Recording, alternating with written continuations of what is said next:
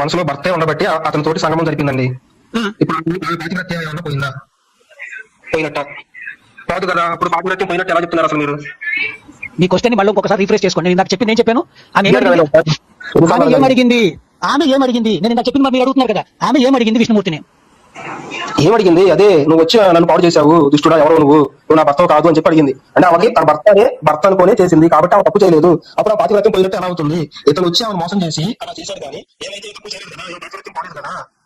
తప్పు చేసింది విష్ణుమూర్తి, ఆమె మోసం చేసి అలా చేయటం ఏమో పాతివ్రత్యం పోయినట్టు ఎలా అవుతుంది? అప్పుడు రెండో కవచం తరగలేదు కదా, శంఖచూడిని ఎలా చంపారు? గురువుగా సమాధానం చెప్పాలి. మీరు తప్పుగా తీసుకోవాలంటే చెప్తాను. మీ ఇంటి ఆడవాళ్ళతో ఎవరైనా ఇట్లా చేస్తే మీరు ఊరుకుంటారా? తప్పుగా తీసుకోవద్దు. ఎవరన్నా ఎందుకు తీసుకోవద్దు? ఇప్పుడు నా భార్య నేను తప్పుగా అసలు తీసుకోనండి. నా భార్య రూపంలోనే విష్ణుమూర్తి వచ్చాడు అనుకోండి, విష్ణుమూర్తి వచ్చిన భార్యని నా రూపంలో వచ్చి ఏదో చేశాడు అనుకోండి, నేను తప్పుగా అసలు తీసుకోను. తప్పు చేసినట్టు విష్ణుమూర్తి, నా భార్య తప్పు చేయలేదు, నేను అనుకుని విష్ణుమూర్తిని మోసపోయింది.